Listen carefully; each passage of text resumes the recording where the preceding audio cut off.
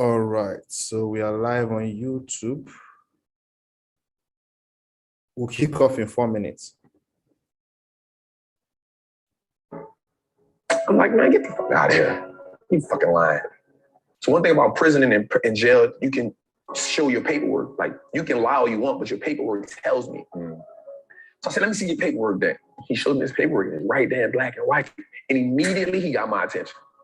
I had never seen $2.8 million written down nowhere. Right? So that changes my idea, like, damn. So tell me, how do I do what you do? So how do I do that? So while I'm in prison, I pick up a habit of reading. That was the game changer for me. On the streets, I never had the opportunity to just sit down and read because I'm always trying to survive. In prison, there was no longer a survivor mode there. I have a roof over my head. I have a bed. It's not the most comfortable bed. I have a bed. I get 3 meals a day. Whether I like it or not, I have the essentials. So I went through a phase where I was reading like the hood books, and then I was like, man, I lived this shit already. No matter how many times you tell a hood story, it's still the same. I've lived this shit for real. I don't keep me to read this. And so I used to get up in the mornings and watch CNBC, Squawk Box, Jim Cramer. And I was like, damn, these motherfuckers making all this money and they not risking their life. Something gotta change for me. Like, something gotta change. And so I just started listening to them every day, and I started comparing it to the streets. A good business is just like a good hustler. A good business has great product. They have great clientele. A great hustler has a great product. He has consistent clientele. A good business on the stock market has what's called a moat, a competitive edge that keeps his competitors away. A good hustler on the streets is going to have that competitive edge where they be like, nah, yo, I ain't rocking with you. I'm going to just wait till trap come back. Right? So there's the competitive edge. A good business has a good branding. My name is good, right? So a good hustler on the street, yo, Trap got that blue magic. I'm good on you. Like, if I can't get Trap, I'm gonna just go Trap. But Trap got that blue magic. That's what I'm rocking with. Branding mode, right? That's it. A great business on the stock market has more assets, more liquidity than debt. A good hustler on the street is, if you don't learn how to fund your business, if you're operating where all you have is re-up money, you're not going to last long.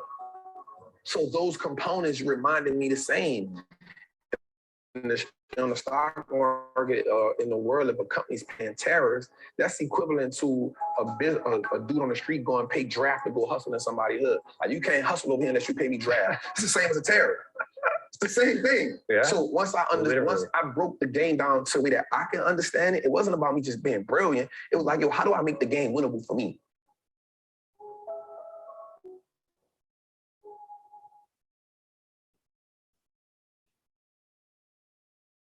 All right, you're welcome to today's section. I'm happy to have you all on this call today, and it's going to be 1 hour of impact. We're going to be talking about financial head start for 2022. How many of you are excited to be here today? If you're excited, I want you to say something on the chat box. As usual, put some fire emoji in the chat box.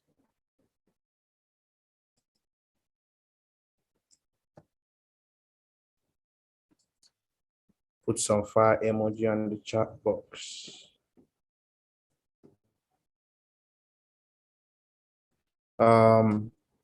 Isaac or Gold, please, the streaming link is on, the streaming link is in one of our group. You can share it across the rest of the group so that people are able to stream straight from the panel. Noted. All right. All right, so I'm seeing some of my, I did that. You're welcome to the call today. And I actually came back from a session. From here, I'll be going for another session. So hopefully we're going to have some sweat moments. So today we'll be talking about financial head start for 2022. And I'm going to start with something that you have probably heard, people usually say this. How many of you have made what we call, what do you call it? These commitments you make every year? What do you guys call it? You make a commitment in maybe usually the first day of the Yeah, year, you make a resolution. commitment. Resolution. So if you have made a New Year resolution, I want you to say, type it on the chat box. Say yes. If you made a New Year resolution, I want you to say yes on the chat box. You've made a New Year resolution. And I want you to also kind of type the number one thing on your New Year resolution on the chat box. Just the number one, the most important one. And I want you to, so you are going to be shocked that most people are going to say that their New Year resolution, okay, make more money. Money is going to be involved. Target. So $100K target, building consistency, beautiful. $20K, beautiful. Increasing my finances, awesome. So usually, there is no New Year resolution you will see that doesn't have anything that has to do with money.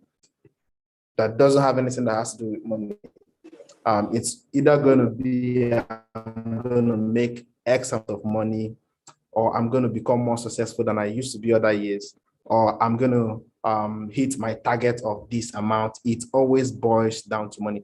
$500K, beautiful, awesome, beautiful. Financial stability, it's always going to be there. All right, leave financial stage, leave survival stage in my finances, awesome. So it's always going to have something that has to do with money. The reason is that most times, whatever the list says, boils down to what you can do with your money. Oh, my New Year resolution, I'm going to do this, But one thing about New Year resolutions is that because it is all about what you want to achieve, you end up not achieving it. Do you know why? You'll be shocked that every other year you have always had almost the same thing on your New Year resolution list. And why did you not achieve it last year or last 2 years or last 5 years? Why did you stop after like 1 week or 1 month? Why did you not consistently continue pushing forward to achieving that thing that you have made up your mind to achieve? And that is because your mind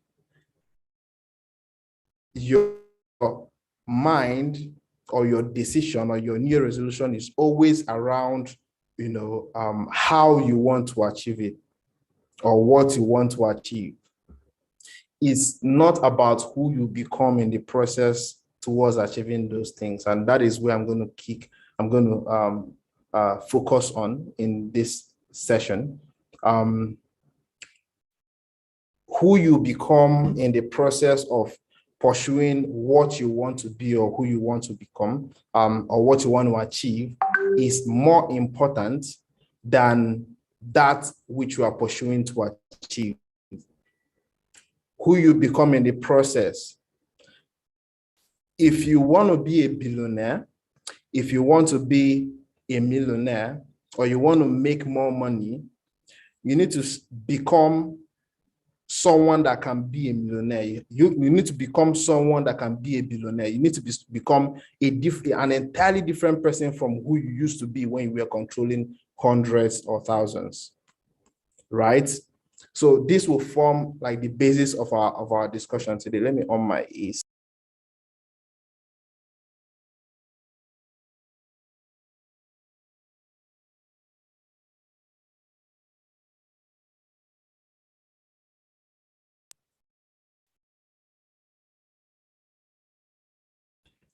All right, so for those that joined the session earlier, there was a video that I was playing, and the video was the second video that I played, it was a guy that's, he had some issues. He was sent to the prison, and in the prison, he had enough time to read books or do some other things, and he had a mind change.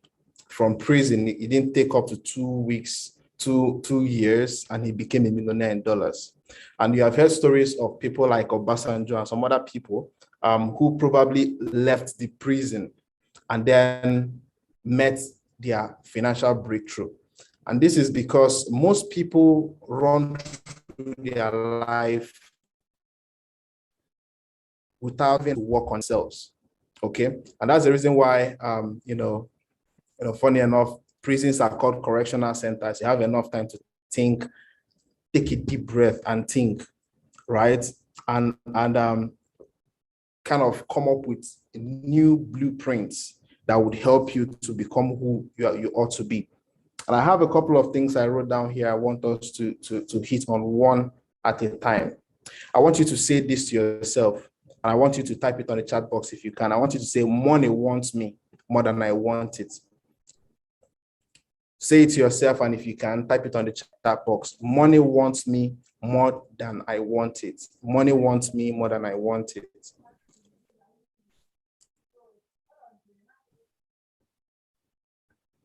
Money wants me more than I want it.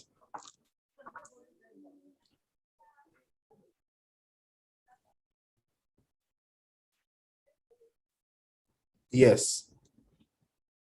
There is no difference between you and the person that has $1 million in his bank account. The difference is what the person does that you don't do. And those things are in the little things that we ignore. Those things are in the little things that we ignore. It starts from how you compose yourself. It starts from the first thing you do when you wake up in the morning. And by the time I'm done with this session, you will understand that there are so many easy things. I mean, things that are negligible, things that you don't even consider very important. Things as little as the first thing you do when you wake up in the morning. Things as little as arranging your bed when you wake up in the morning. The discipline is nothing, is nothing. And I'm telling you this from please mute yourself. And I'm telling you this from experience, from experiential point of view.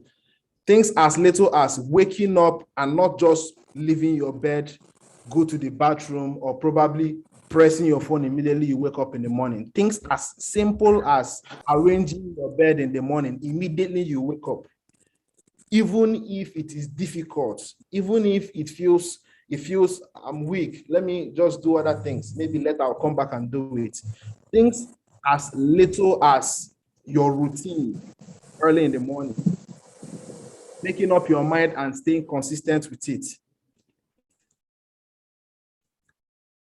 Right? Those things starts building up a different kind of character, a different kind of mentality that sets you up for your day, right?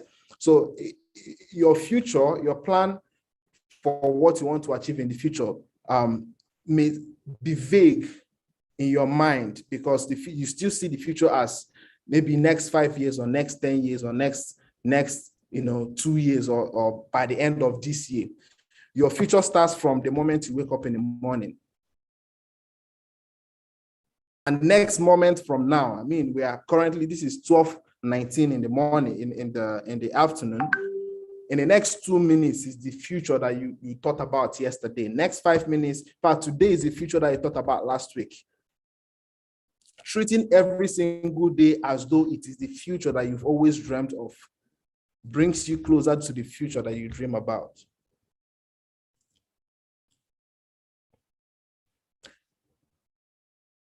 I mean, this is just 7th of February. There are some decisions I made because I've been in that process where I promised myself I was going to do some certain things, and every single year those things still come back to my to-do list. They still come back to my my plan for the next year. And I keep repeating, yes, from a distance, people will say, oh, he was successful last year, he did this, he did that. But within me, right, I know that there are some certain things that I still struggled with. And I never knew that I could overcome those things, because I want to achieve this, I want to overcome this, I want to do this, but I'm not paying attention to some tiny things. Things like how you manage your time. Things like how you respond to situations. Time as a factor, very important as well. You tell someone you are going to do something and you are not able to meet up. You don't even think it's necessary for you to get back to the person and tell the person, I'm sorry, I'm not going to be able to meet up for this stuff. Can we reschedule it for the next 10 minutes, the next 24 hours? Not getting back to those people. There are lots of opportunities that keep coming back, that keep coming, but the discipline of not being able to, number one, follow up, number two, keep to time, keep to schedule, number three, attend to things at when I'm supposed to attend to them, affected a lot of my plans. And this is the same thing that happens to every other person when it comes to business, when it comes to finances, because you need to, first of all, work on yourself as an individual to be able to meet up with some certain things that will keep you excited and satisfied before you will be able to attract the kind of people that will trust you with whether business or finances or any other thing. It starts with you. So 4 things we're going to be looking at. First is time management. The second is fear, ability to manage, understand the fear factor. There's something called fear factor, being able to understand it and manage it properly. The third thing is leverage, which is the major keyword of what we're going to round off with today. Leverage. The fourth is risk, understanding risk and managing risk. The last one is integrity.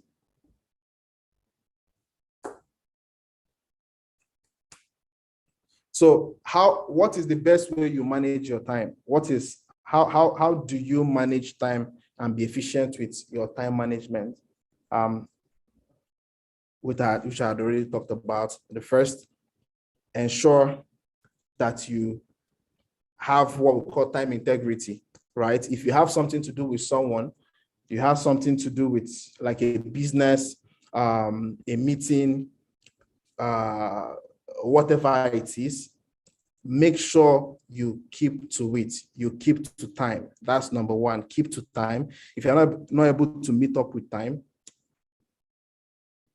ahead of time, update the person. Let the person know for this reason, for that reason, can we reschedule? Do it ahead of time. No matter what turns, even if in some cases it may not be, maybe your phone goes off or something comes up and you're not able to update the person early enough, get back to it. Send an SMS, make a call, apologize. Things as simple as those things matter a whole lot when it comes to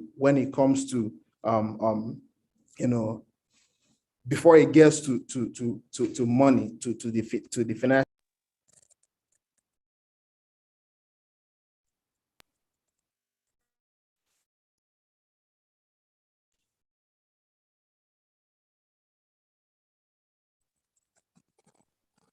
Hello? Okay. Can you hear me? If you can hear me, say something in the chat box.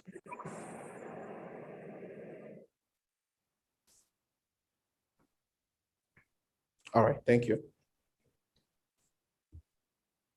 All right. So all these things I'm talking about starts with you. Your ability to keep up with that improves on your personal integrity as a person before it gets to the people that you are dealing with. The second thing is fear. Fear. The fear of losing, the fear of not hitting the mark, the fear of not achieving what you told yourself you were going to achieve. While setting up those what do you call it, those plans for the year, there is this thing that grips you somehow, that makes you feel like, okay, as much as I've put this down, like this is what I want to achieve at the end of the year, something tells you that you didn't achieve it last year. What makes you feel or believe that you are going to be able to achieve it this year? And that fear goes a long way in making you first of all, start doubting yourself that you're not going to be able to do it. And over time, in the first week, maybe you're on it, you're pushing, you're trying to meet up with people, you're trying to schedule sessions with people, you're trying to attend conferences or do some different things. For the fact that you have nurtured a level of fear in your heart that you may not be able to achieve this, somehow it plays out. Your biggest fear would always come to you. I was listening to Tony Robbins day before yesterday, and he told a very interesting story. He said that he went on a race, this kind of race. They call it cat race. So he went on a race a speed race, rather. Some people call it cat race, some call it a speed race. So on that race, while he was driving, he had his partner by his side.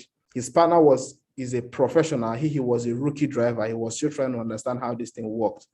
And while they were moving, something happened and he lost control and the car started spinning, right? In his mind, he already gave up. In his mind, he was like, this is the end of it, right?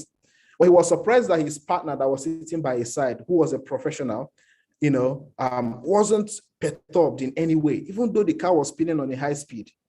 The partner, instead, because he was not the one on the wheel, his partner, instead of being scared, turned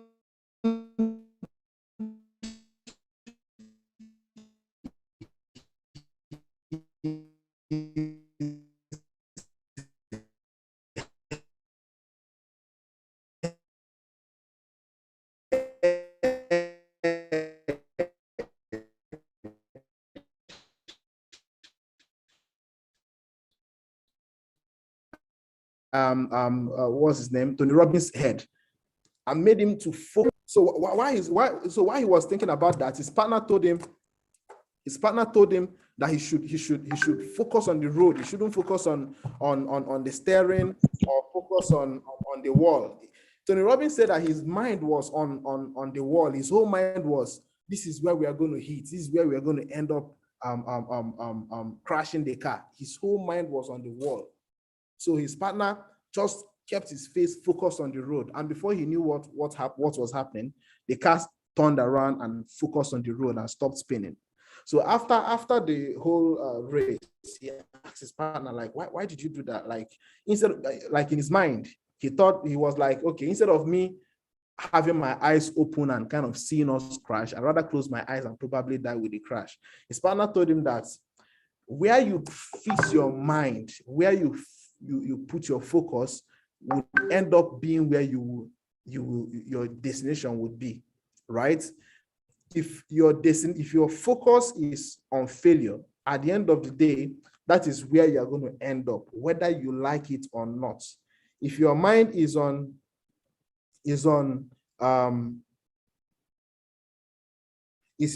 your mind is on success, that's where you are going to end up. If your mind is on your weaknesses is going to expand, it's going to grow. If your mind is on whatever your mind is set at, wherever your mind is where you're going to end up as your destination. You understand? So that's the thing about fear. When you plan your goals, or maybe you do your New Year resolution, your mind shouldn't be around whether it is attainable or whether it's not attainable. Even when we say setting your goals, while setting your goals, make your goals smart. We're going to get to that. But I've seen a lot of people that have set smart goals. That is, what do you call it? Time-based, realistic, all those kind of goals. I've seen people that have set all those kind of goals. It did not work for them. I've personally set smart goals, and I ended up not really achieving it the way I thought I was going to be able to achieve it. Do you understand? So it's really not about setting smart goals. Yes, those things are arithmetic or kind of systematic ways of doing things,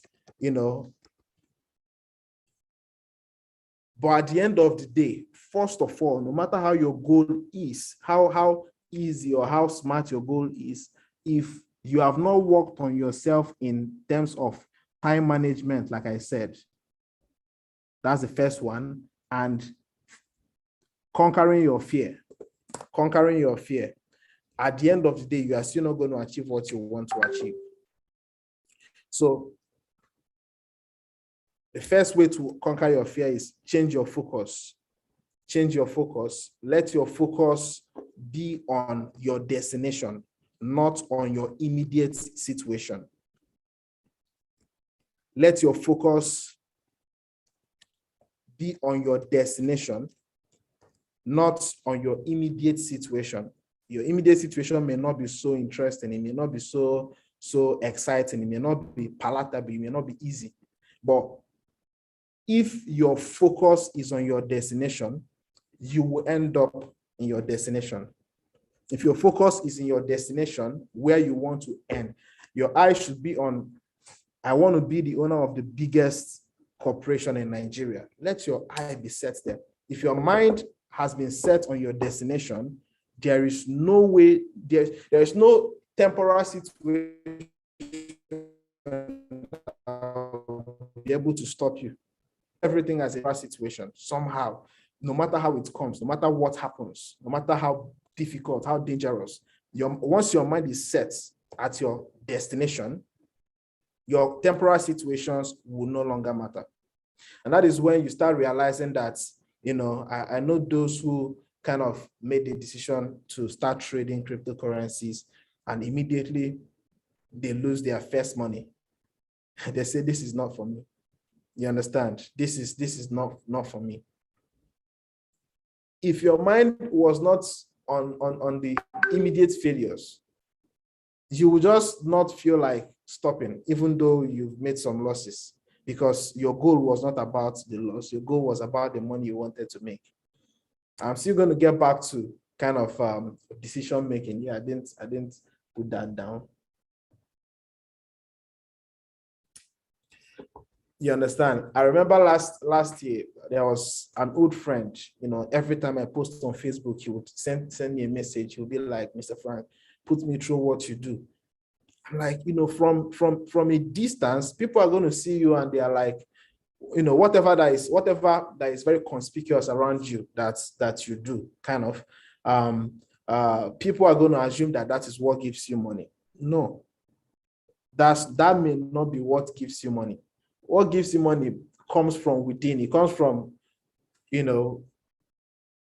some things. It may be different from what people see, but what I'm trying to say is that, the guy sent me a message. He keeps sending me messages. I want to start trading. I want to be rich. I want to do that. I told him there are some things you need to work on beyond just trading, right? And then he came on board. I gave him some tips. He started trading. He made his first money. And then the second time he tried to trade, he made some losses. And, I noticed that he became cold. He stopped sending messages as frequently as before. After like a week, I DM'd him. I asked him, what's up with your trading? He told me that this thing is not for me. He stopped trading. You understand?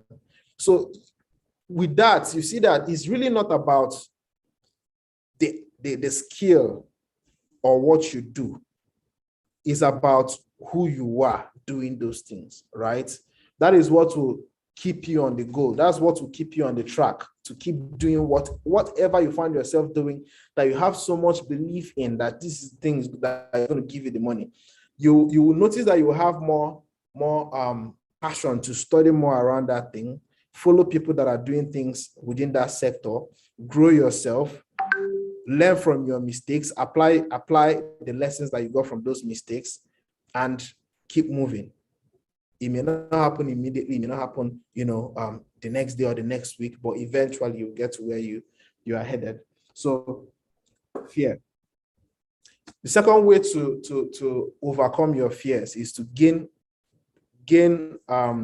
mastery around whatever you are doing. You'll notice that whatever you are doing, you have gained mastery around. When I say mastery, becoming good at what you're doing, you will no longer have fear around that thing, right? When you become good around something, you would dispel every atom of fear around that thing. Acrobatics people that do acrobatics, maybe the first time they tried it's not going to be easy. They may not even want to do it on solid ground. They may not want to do it on cement, but they will do it over and over again, maybe on Dunlop, foam. They may do it on sand, and then do it on water or something where they know they are not going to have some issues. But over time, when you gain mastery, it doesn't matter what the environment is. You find yourself doing it irrespective, right? Those who have fears, around speaking, you are not able to speak to what do you call it, to a group, to a crowd. The first time you try to do it, it may not be easy. The second time, it may not be easy. But the more you keep doing it, the more you keep gaining mastery around it, it becomes like someone can just wake you up in the morning and you are already at it, like you're already talking, you're already making sense, right? So gain mastery at something, you dispel every atom of fear around that thing. Focus, mastery, consistency around something makes you gain confidence around that thing, and that is it. Now the third thing is risks. There's no level of risk you will take that is going to take your life.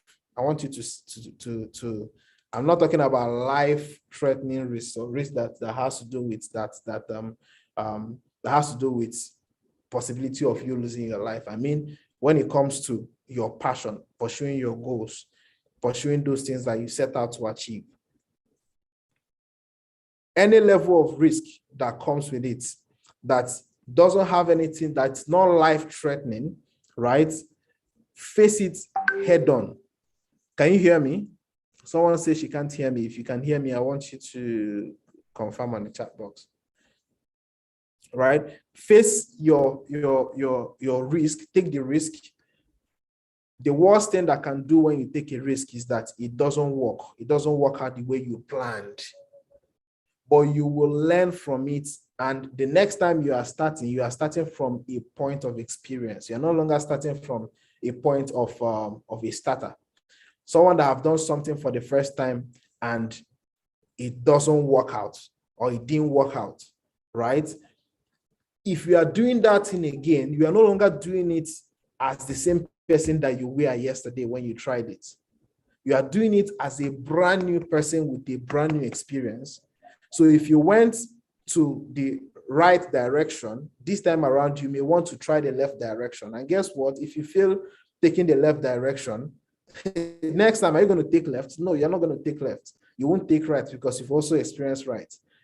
You understand? So when you take risk multiple times, you become a master in that particular thing. If you're a trader, I like using trading experience because most of the people on this call are probably traders. They came from my circle, and most of the people in my circle have tried trading one time or the other, right? So if you have traded or you have done some yes, Isaac. So if you have traded, in different patterns, you've tried different ways of trading, each time you become better. You are starting from a point of experience, a point of mastery. You've mastered multiple ways that you will lose money. You've mastered all those ways, all those possible failure, right?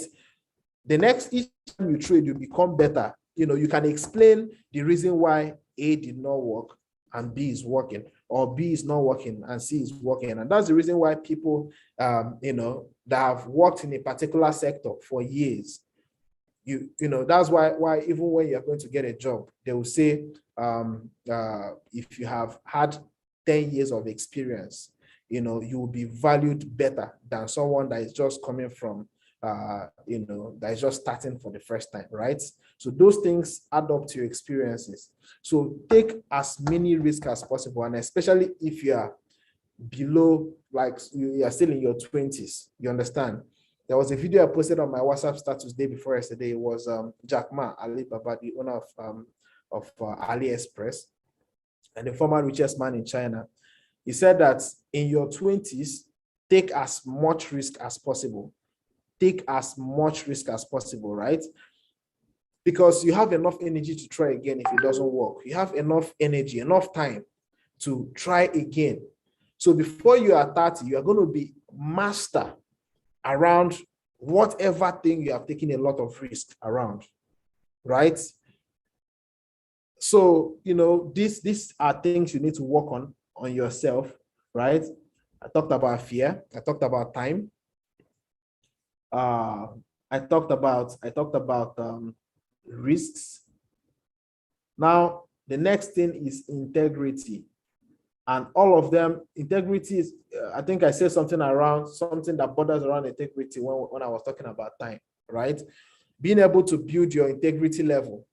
Are people going to be able to when you say, I'm doing this, can people stamp their feet and say that because he said he's doing this, I'm going to stand behind him because I know he will do it? If you say you are taking this direction, can people say, okay, let us stay back and watch him to be sure he's going to actually take that direction before we follow him? Or are they going to follow you directly, knowing that you are going to take that direction you said you are going to take? Now, this is one thing that helps, that would determine how far you go when it comes to money making. Integrity. Before I get to leverage, because your integrity level has a whole lot to do with how you can leverage on things around you. So what are you doing to build up your integrity on a personal level? For me, I wake up in the morning, the first thing I do is, say a word of prayer, brush my teeth. I'm off in the streets, I'm running, I'm doing my workout. And by the time I'm done doing like maybe 2 kilometers, I'm back in the gym. I do my normal routine, and I come back in the morning and I come back to the house. Once I get back to the house, I drink something to get my energy back. And then I go back to my social media. This is my routine. I go back to my social media and email. I check if I had any messages that I'm supposed to read. These things would help me to now know how to plan my day, because some of those messages in my DMs on my Instagram or my LinkedIn may be messages that would help me to plan my day, right? So I go check all those things out immediately. And when I'm done with those things, as I'm doing those things, I'm putting down my plans for my day based on my overall plan for the week and my overall plan for the month, right? So if I have meetings for that day, that is when I see those things. Then it helps me to checkmate my time. You understand? So I put all those things based on their priority level. There are some of them that are not so important. The ones that are so important, I arrange them the way I want them to be.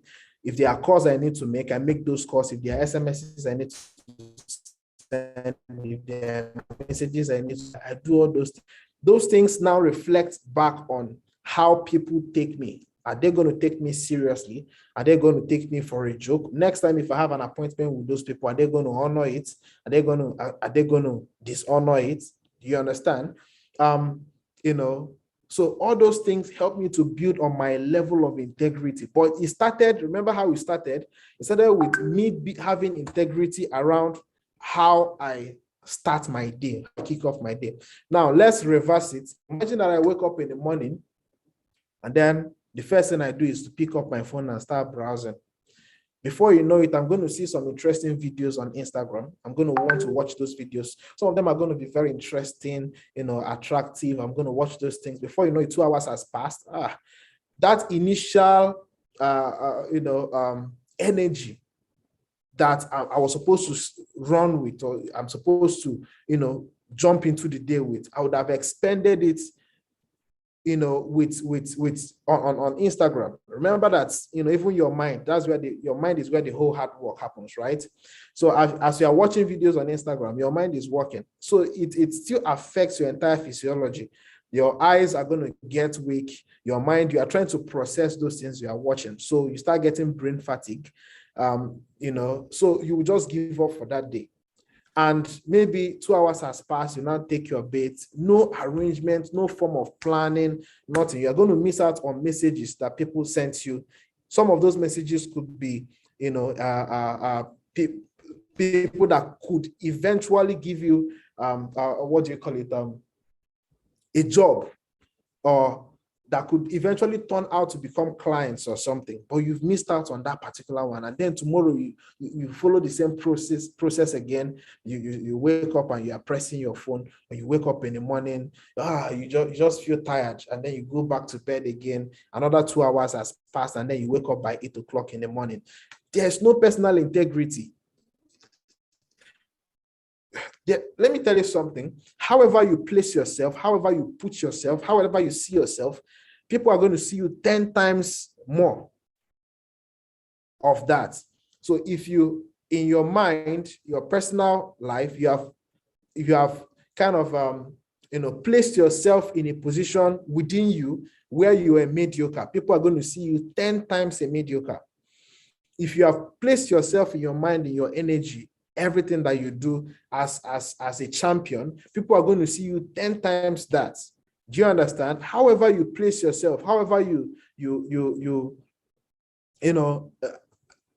place yourself within yourself, people are going to multiply it times 10, 10 times over, and that is how they are going to treat you. That's how they are going to approach you.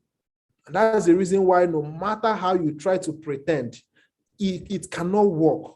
If you don't have personal integrity in how you manage your time, starting from when you wake up early in the morning till how you go back to bed in the night, right? People are going to can't hide it. When you throw out to people, it doesn't come out by, it doesn't come out. Sorry, this meeting, I'm going to be thrown out of this meeting in a couple of minutes or seconds. Stay on the call. I'm going to join back. All right.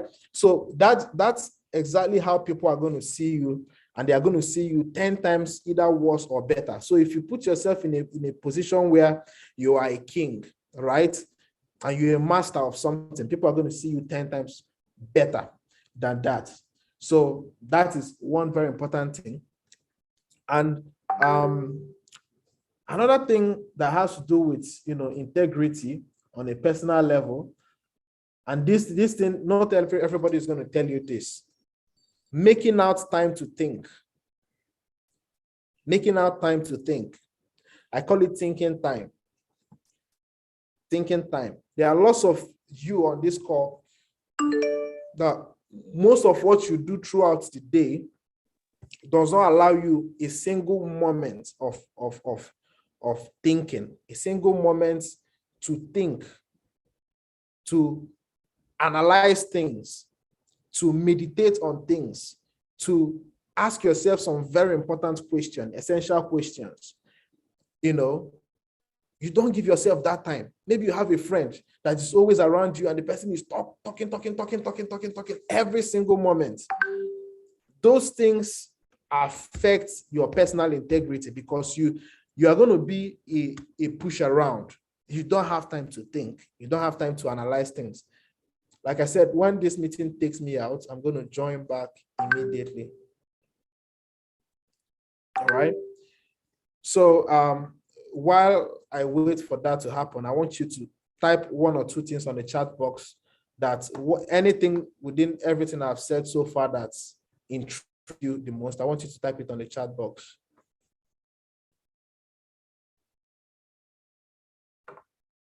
One thing that intrigued you so far in everything I've said.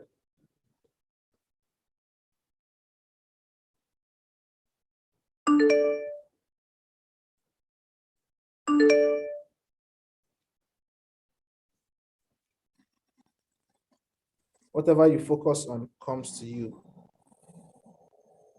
If your focus is on failure, that's where you're going to end up at the end of the day.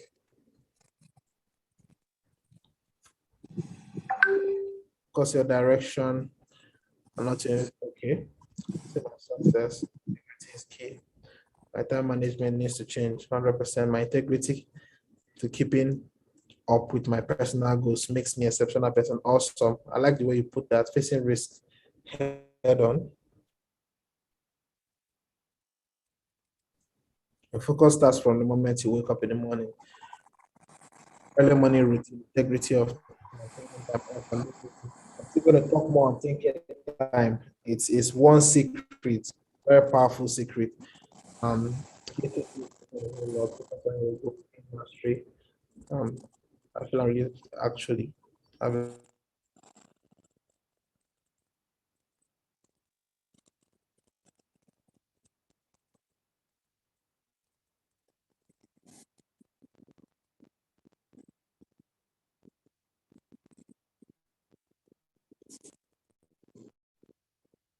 Are you there? I'm there. I'm not giving the name. I'm there. Are you there? I'm there. All right, so I'm back. Thank you. Sometimes it's not about the skills, but the passion you derive. Awesome from doing what you do. These are some massive, massive lessons. All right, so in the next 8, rounding off with highlights. I'm rounding off with the highlight of today's session, which is probably what one thing I want you to take home with, apart from everything I've said so far, and that is leverage. Once you have worked on your focus, on your fear, you have dealt with your fear. Once you've worked on how you approach risk, knowing that risk is not a bad thing on its own. Risk is an opportunity for you to try things and see whether they will work or not. You understand? Once you've been able to accept risk for what it is and start approaching risk from the right direction with a different mentality, once you have understood how to build integrity of yourself, your own personal integrity. I'm not talking about integrity integrity that you are building to be able to work with people. I'm talking about your own personal integrity that will increase your trust level. There was something I was saying that however you place yourself is how people will see you. If you don't trust yourself enough, people will not trust you. That is the truth. I don't know how many of you on this call can hit and say, I trust myself. But me, Mr. Franklin, I trust myself in a couple of things, and I'm going to mention those things to you. I trust myself that I will always wake up by 5 o'clock in the morning, maximum. I trust. How many of you can trust yourself on what time you wake up in the morning? I want you to indicate on the chat box. Let's start with that. Let's do a checklist. And don't be shy about it. You can trust yourself about your wake-up time. Is it consistent? You can trust yourself about your wake-up time. Even if I sleep by 2 o'clock in the morning, whether I like it or not, by 5, something is going to wake me up, whether I like it or not. You understand? So those are some simple things. There are people that sometimes they wake up by 2, they wake up by 7. That's the beginning of exactly. So if you can't trust yourself, yes, okay. If you can't trust yourself on your wake up time, I think you need to start from there. Work on that. It's very important, right? And it should be early enough to give you a head start for the day. Okay, that's number one. The second thing you need to trust yourself is on your routine. How many of you can trust yourself that you are able to stay consistent with your daily routine, right? You trust yourself to be able to stay consistent with your daily routine. This is how it is, and this is how it is. The moment you start trusting yourself in little things like this, whether you like it or not, you automatically start attracting people's trust because it rubs off. It rubs off. You know that by this time, I'm not saying you should be a robot, but I'm saying that you have integrity of yourself by yourself. You understand? That way, when you say something, before you know it, you start being a god. A god is someone that is, when God says something, it comes to pass, right? The way he said it is the way it's going to happen. If you are consistent with a lot of things, people are going to start trusting you like you're a demigod. Then The last thing I want to talk about is leverage. Once you've been able to work on all these things, right? There are so many things I have here I've not even been able to touch, and there's no time now. We have just 4 minutes. How to work on procrastination, because it's one of the biggest challenges people face. How to be able to build discipline, setting up strategies, system development. Then I talked about smart investing. This is Money Monday, so we have a whole lot to discuss in subsequent Mondays. So I won't be able to break all these things down because of time. But let's talk about leverage. What is leverage? Leverage is that one single thing that differentiates you from the rich people that you know. Every rich person you know operates around leverage. Every rich person you know, whether they are big rich people and they are small rich people like us. So the big rich people and the small rich people, they are the same. The only thing is that this person has a bigger leverage than this other person, right? The people that you consider rich, like Dangote, his kind of leverage is in the government level and is in the billions. So he's going to operate around billions. The types of Elon Musk, is in the big, in the big volumes. You understand? The likes of all of them, they leverage on some things in a large scale, right? But before we start talking about those kind of leverage, there are other types of leverage that makes a lot of difference, even in your little circle and your little pursuit. And what is that? Number one, you can leverage. Remember, I said before leverage will work for you, you need to be able to have worked on all these things I talked about.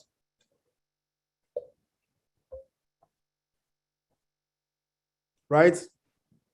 Because you cannot leverage if you have fear. Do you understand? You cannot leverage on anything if you still have problem with fear. You can't. You can't. You can't. You can't leverage on anything if you still have problem with time management. If you can't leverage on anything, if you still have problem with integrity, if you still have problem with risk, because leverage has a level of risk. It's risk on its own because you don't have it. You are utilizing late to benefit from big, from large. You understand? And you are making use of that large, leveraging on the little you have to make returns, to gain benefit, right? To increase your little. So over time, you are going to be able to grow the little you have on this side, right? From the leverage you got from this side, and soon enough, what you have on this side may be bigger than the leverage that you connected to. You understand?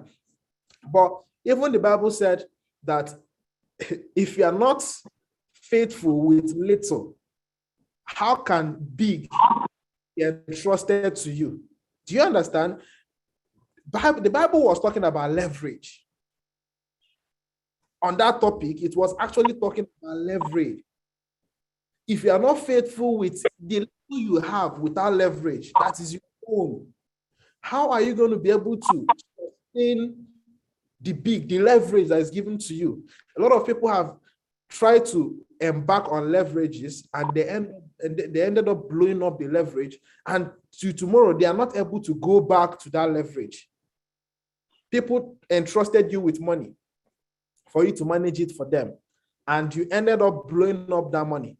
You now build a lot of it. You cannot even go back to the person for that money again, because the first time he gave it to you, you lost it. It wasn't the person's fault, and it's not that you took too much risk on that money. It was that you did not have some personal factors that you had taken care of. You handled that money with fear. Therefore, you lost it. In your mind, somehow you are scared that you're going to lose the money. You ended up losing it. You see, everything has circled back to everything we talked about in the beginning, correct? So you didn't handle your fear factor. So why embark on leverage? Nobody ever taught you this. At least today, you know. If you have not handled your fear factor, don't ever jump on leverage.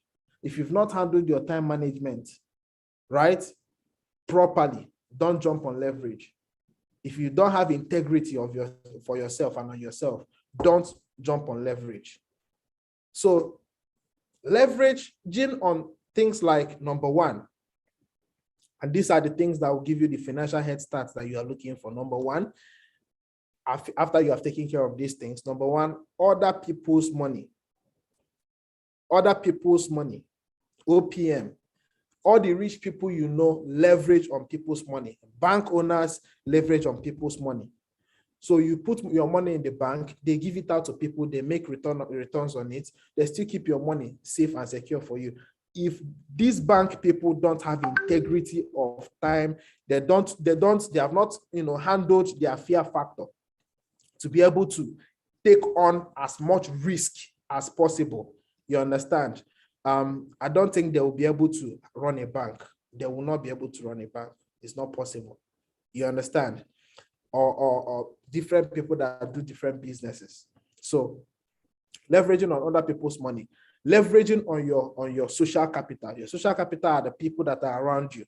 There are some things that you want to do, and there's a limit to how far you can go doing things by yourself, right? Leveraging on people's knowledge, people's ability, people's skills would give you a push that you cannot even imagine, no matter what you are doing, whether it is trading, whether it's running a business, whether it's managing an organization, whatever it is, leveraging on people that know better than you do. Because how many books are you going to read? But in your organization, you need people with different skills, different abilities, right? Being able to leverage on them would give you much more. So what only you can do, if you have 10 persons doing it even better than you can do, you will make more money. You attract more clients. People are going to trust you more because, I'll give you an example. Mr. A and Mr. B. Mr. A has a business and Mr. A feels he wants to do, he can do it alone, or maybe he has just one staff. And Mr. A has 50,000 naira, for instance, and that staff salary is 50,000. Okay. So he hires that one staff, and then he's expecting his business to grow. And then 10 persons comes to his shop to maybe eat, maybe it's a restaurant to eat. That one staff serving 10 persons will take a longer period of time. Some of these clients or customers are going to need the staff attention almost at the same time. How is he going to be able to attend to all these people at the same time? So before you know it, these 10 clients are going to reduce to 5, and then it's going to reduce to 2. It's going to eventually reduce to the number of staff or of people that your one staff can actually handle successfully, or it may reduce to nothing because all of them may not be satisfied and they will all go, and you'll be complaining that your business is not growing. Yes, you are scared. Remember, I talked about fear. You have fear of, what if I hire 5 staff to attend to 10 customers? How am I going to be able to pay them? Sorry, until you take care of that fear and go ahead and take the risk of employing these 5 persons and leave the rest for at least, let's see what happens. Do you understand? Until then, you are still going to remain a man that will keep complaining about how your business is not growing. How do you want your business to grow when you have not grown it? You have to grow it. So if you attack your fear, take the risk of employing 5 persons, 10 clients are going to come and they're going to be comfortable.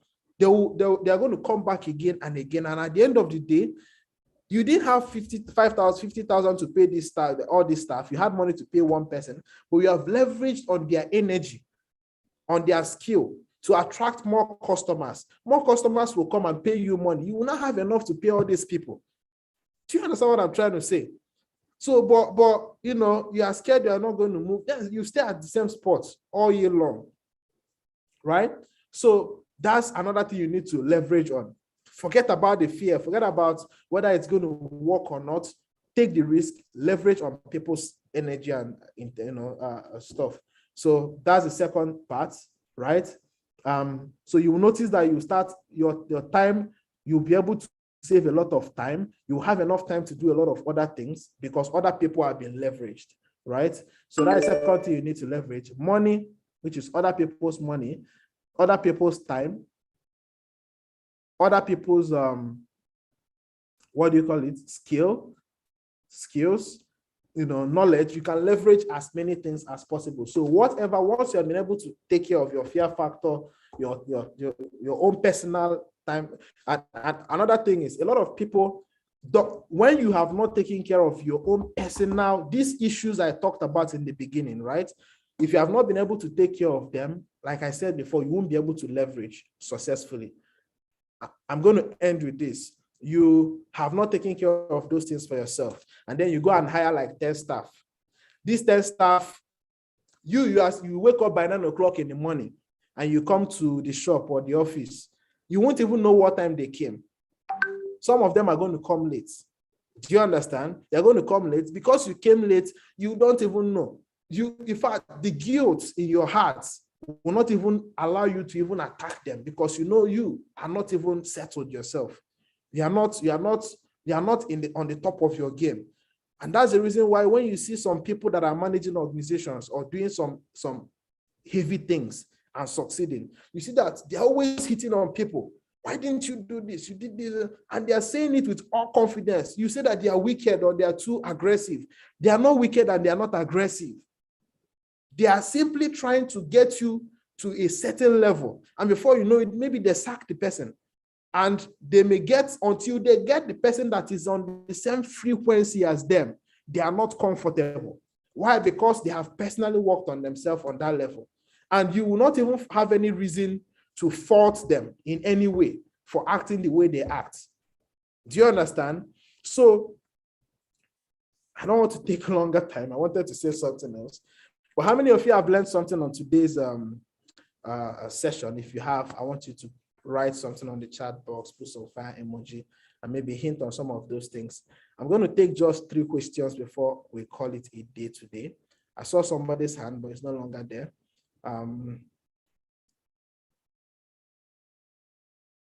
Thank you.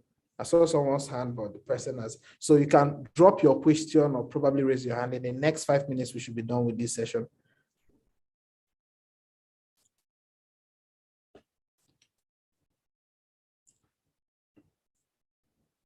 Okay, someone hand is raised. Okay, knee exchange. Can you unmute yourself?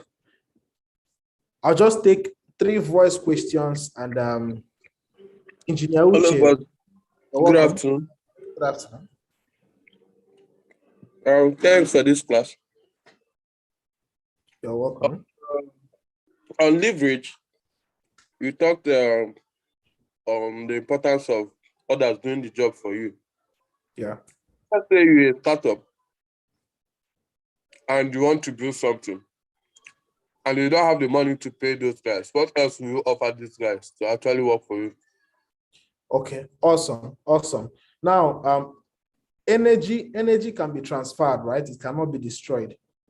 And remember, I started first of all with working on yourself. If you have worked on yourself good enough, you will be able to attract people that will want to work with you without even you paying them. I'm telling you out of experience. Do you understand? As a startup, in the beginning, in the early days of my career, I know some of these things I'm educating. I'm still in the process of learning. I'm not saying everything I'm saying is all about who I am. It is things I'm still actually also working on. Like if you stop working on these things, I mean, you go back to who you used to be, right? So, but some of those things were part of the things I had within me, right? So I had at every juncture as a startup, I had people that believed in me enough to work with me even without pay.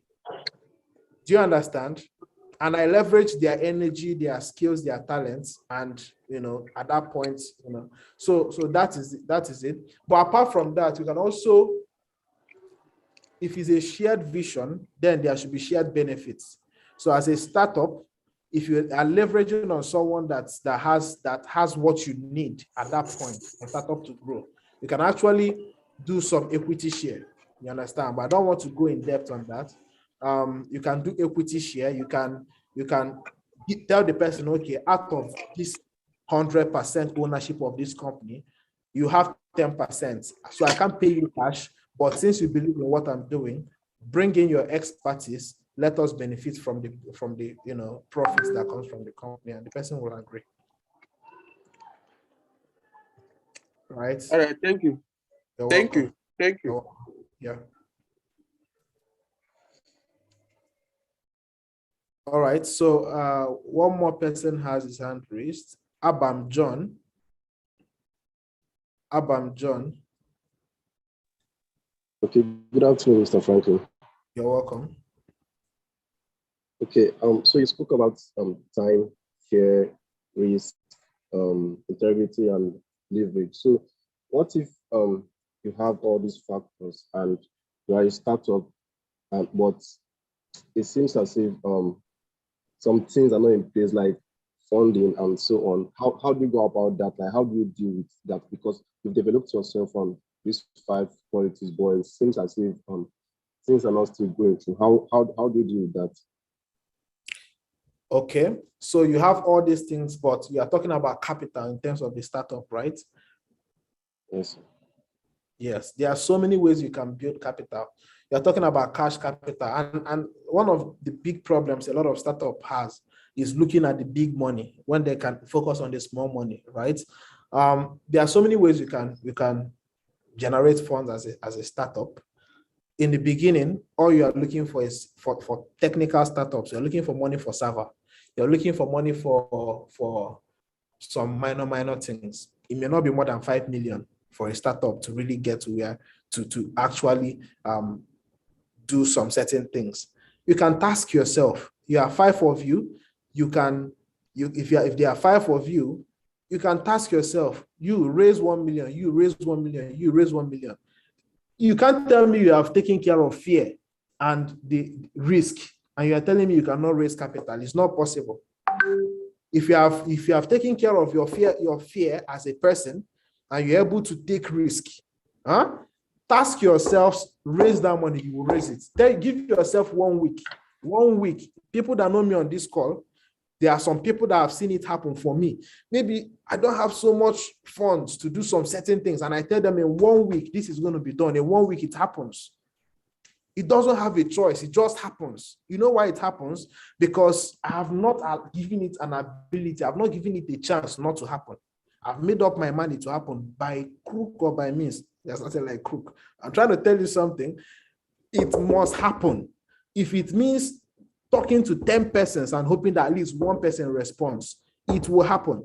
If it means selling property is a risk, right? I will sell it, but I will achieve that thing I said I'm going to achieve.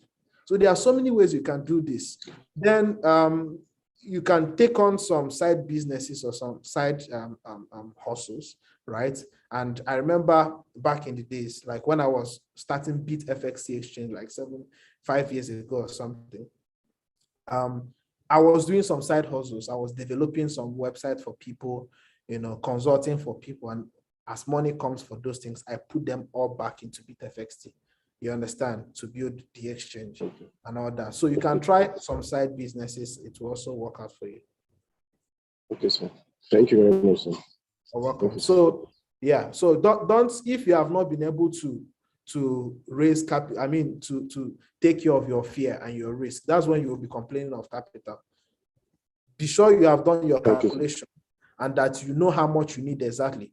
There are some startups that all they need to actually move from startup level to building what they want to build is maybe just 2 million. But in their mind, if you ask them how much you need, they'll tell you $100,000. You think you're going to raise $100,000 until you know what you even need self, you won't get it. Do you understand? For those that see my status, there's something I wrote there the other time. Hold on. I think it was today itself. I asked the question, what do you want? And I know there are some people, if you ask them what they want now, they won't be able to tell you. But they know they want something. They actually know they want something. But they don't they don't know what that thing is. So make sure you know what you want and how much you want. It makes it easier for you to get that thing. All right, thank you. Yes. Okay, sir. Yeah. Thank you, sir. Just Thank you, sir. you're welcome. One last person. I'm trying to find you. Engineer Emmanuel, okay, go ahead. Unmute yourself. Okay, thank you for the training and everything. You're welcome. My question is, in a situation whereby, let me say, you talked about use let me say a restaurant for example, having a number of staff to serve. In a situation whereby maybe you are running lost, or they are not making up to what they're supposed to make, maybe I don't know. Would I advise to reduce the staff, or what would I advise to do? Thank you. Okay, so reducing staff is what we call cutting your costs. But before you start cutting your costs, you need to take care of what is actually making you to not, if those staff are not productive enough, then they become a cost for you. You understand? Then removing them or reducing them becomes a viable solution. But if these staff are valuable, they are putting in the efforts, and the problem is not from them, there's no need removing them. Take care of whatever is causing it. So yes, giving you a direct answer, you need to be sure that they are not being valuable or productive. Cutting them will not be the solution. Replacing them will be the solution. Does that make sense? Removing them and becoming smaller is not your problem, because you can become smaller and you will still not make enough money. Do you understand? Except the business is small, but the business does not need that number of staff. So you have excess people working on something small. Then that's another thing.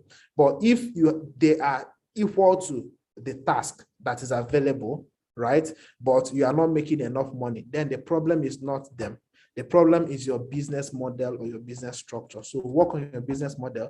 Some people have enough staff that will in their company, and these people are competent, but you as a leader or a CEO, you have not shared the vision enough to them for them to understand, to even know what to do. So they're going to just be around. At the end of the month, you pay them salary, but because you have not given them enough tasks, you have not empowered them with what to do. You understand? At the end of the day, they will just be there. So even if you reduce the number of staff you have, the ones that are still there are still not going to be able to deliver. So work on your business model, communicate your business model and the future of your business properly to the people you are working with, right? Communicate it to them such that they understand it and they can communicate it to the next person. Do as many meetings as possible, and those meetings should be focused on educating them on what you do. You understand? Then watch them. You will see them, they will carry it on their head and they will do it excellently. So there will be no need for you to reduce. Rather, there may be need for you to even get more. So don't grow and reduce. Grow and keep growing. So if you are removing some staff, replace them with the ones that are more valuable. If you have communicated properly all the things that the vision of the company to them, if you have communicated it to them properly and you have given them the tools. Another thing is tools. You have not given them the tools to work with, and you have not built your business to a point where you actually need them, then what do you call it? That's where the problem is. So that's Engineer Uche, does it make sense? Yeah, well understood. Thank you. You're welcome. Okay, finally, there was one hand I saw.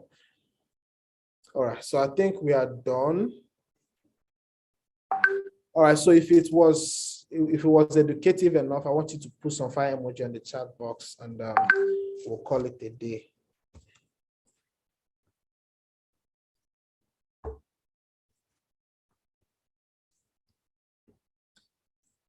Thank you all for joining. It gives me joy when I see I did that on the call. All right, guys, have a good day and a good week ahead. I don't know, I want to bring back Money Monday every Monday. I also am tempted to just keep it once every month. I don't know if I'm going to do it every week or every month, but as the spirit leads, have a good week ahead. I love you all.